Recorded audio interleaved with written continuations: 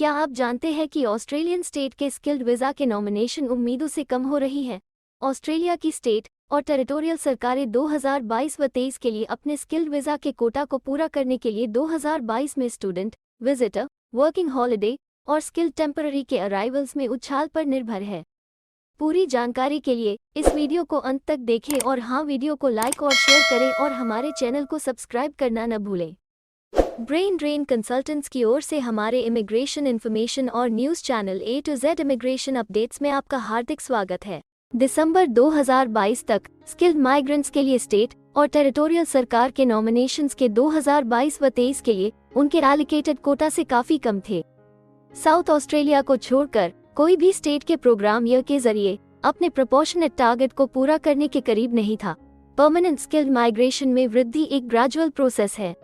दिसंबर 2022 तक वीज़ा सब क्लास 190 के लिए स्टेट और टेरिटोरियल नॉमिनेशन डेटा में ऑस्ट्रेलियन कैपिटल टेरिटरी एक्ट के 2025 एलोकेशन में से केवल 411 चुने गए।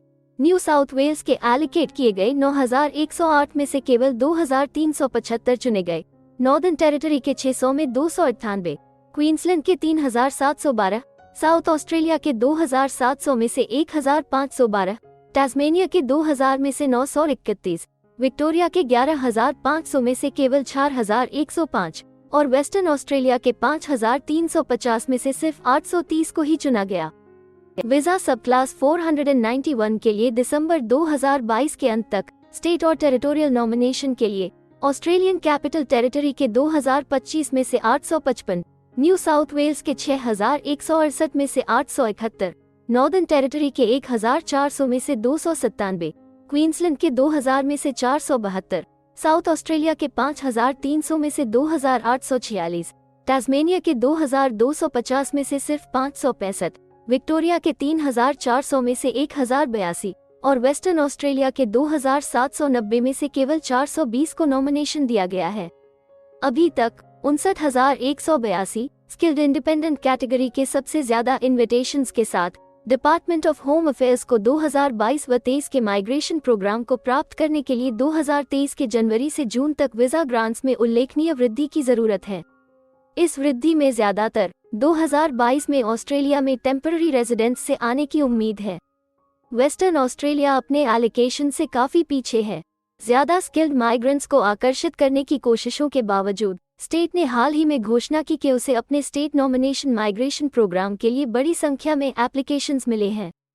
प्रोग्राम ईयर के खत्म होने से पहले एप्लीकेशंस की बड़ी मात्रा को प्रोसेस करने को पर्याप्त समय देने के लिए 2022 व 23 स्टेट नॉमिनेशन प्रोग्राम ईयर के लिए इन्विटेशन राउंड्स आगे लाया जाएगा और यह फरवरी 2023 से हर महीने के पहले हफ्ते में शुरू होगा।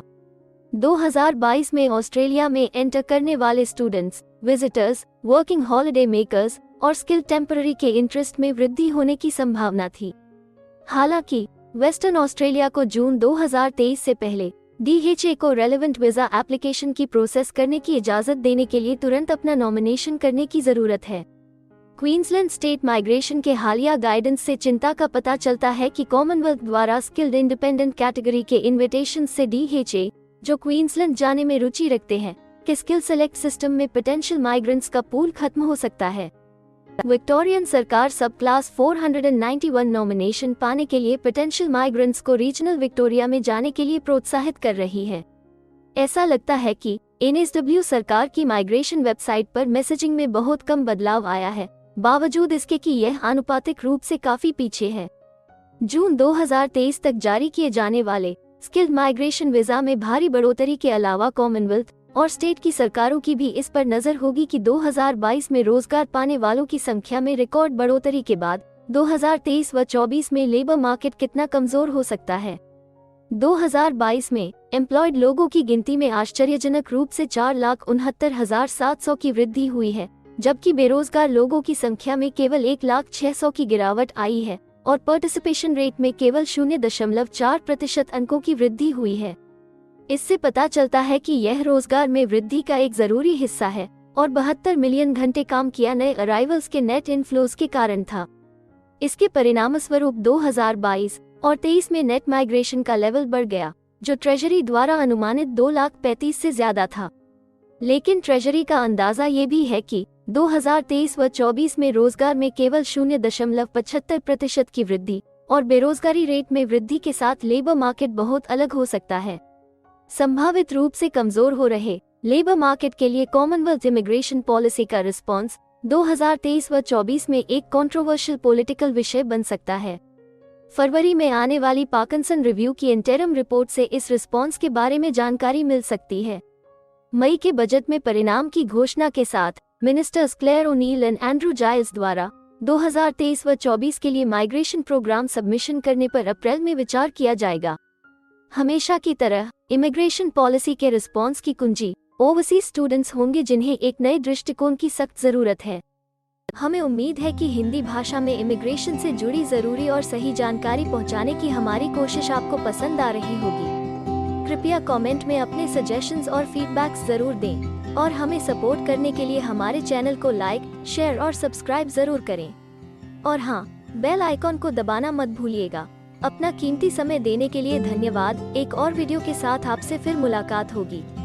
अगर आपको किसी और मदद की जरूरत है या फिर आप अपने विदेश जाने के सपने के लिए किसी भी चीज में पूछताछ करना चाहते हैं, तो आप हमारी रजिस्टर्ड माइग्रेशन कंसल्टेंट्स की टीम के साथ एक एक्सपर्ट काउंसलिंग सेशन बुक कर सकते हैं।